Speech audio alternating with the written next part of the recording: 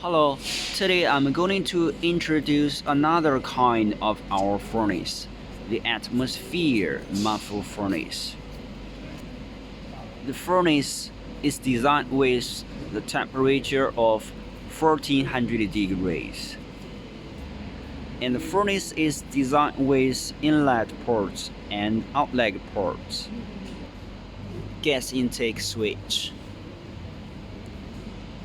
Gas inlet port.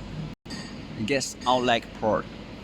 On the back of the furnace body, we designed the water inlet port and water outlet port.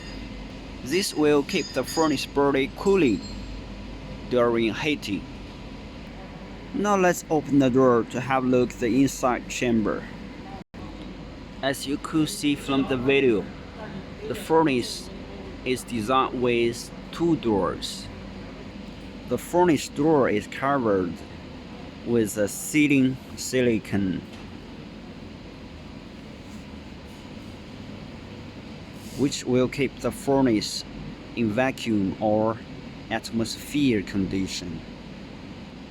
The furnace adopts heat elements, SiC rods, which can reach max temperature 1400 degrees. And also, as you could see, there is a stainless steel box.